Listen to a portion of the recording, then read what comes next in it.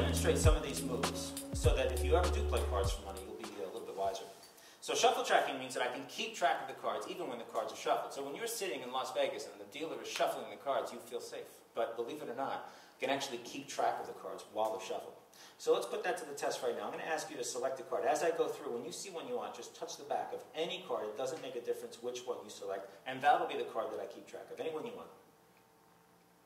Take your time. This one right here? Good. And hold out your hand, palm up like this. I want you to take the card, look at it, show it to everybody. I'm going to put my head down. You can show everybody the card. Make sure I don't see it. I'm putting my head down because there's a giant 115-inch screen behind me, so I don't want you to think I'm looking at that. Good. And what I want you to do is cut off about half the deck. For what I'm about to show you, it won't be impressive if you cut off just a few cards or if you cut off almost the whole deck. So about half, and just hand it to me. Good. And then place the card that you picked right back here. Now check this out. I already know that your card is exactly 25 cards from the top of the deck. Exactly 25. Can you remember that from me? Mm-hmm. Wait, you don't believe that it's really 25, do you? Oh, I'm sure it is. Let's find out together. Mm-hmm. It's your job to keep me honest here. So this is 1, 2, 3, 4, 5. You can confirm that's 5 cards, right? 1, 2, 3, 4, 5.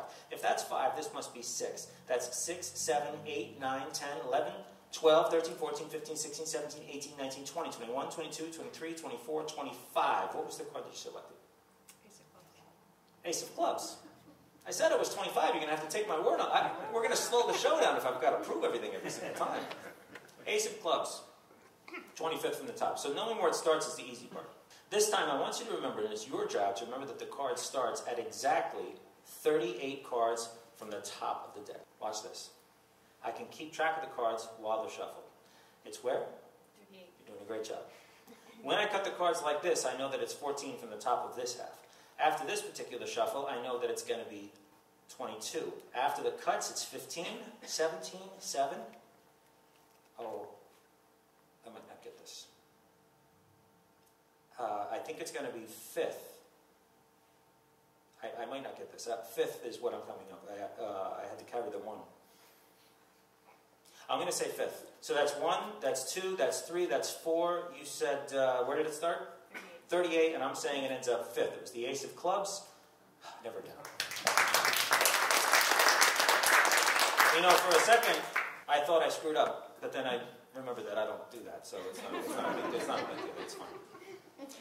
Now, I was a little distracted, though, because I was also keeping track of the 10 of spades and the 7 of diamonds. Sometimes I do get a little bored keeping track of just one of them. So, you know, it's much more fun. A challenge, right? You want a challenge? Now, that's known as shuffle tracking. I'm actually keeping track of the cards as the cards are mixed. Now, shuffle tracking guarantees I know who is going to win. So when I'm playing at a poker table, if I know the order of the cards, I know who is going to win. Doesn't necessarily mean that I'm going to win. Sometimes I have to move certain cards to certain positions. Let's say you and I were playing poker and it was a 7-handed game or something, and I needed the Ace of Spades to win. I'd have to move the Ace of Spades to the 7th position, right? So let's try this. I want you to name any card that you want in the deck. Name any card. Don't name something obvious, like, well, obviously one that I know where it is already.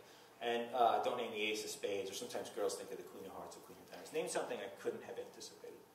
8 of hearts. 8 of hearts. We use the 8 of hearts for this. I want to make sure that it's important. You can see that the 8 of hearts is nowhere near the top of the deck. If the 8 of hearts was anywhere near the top of the deck, I would shuffle the cards again.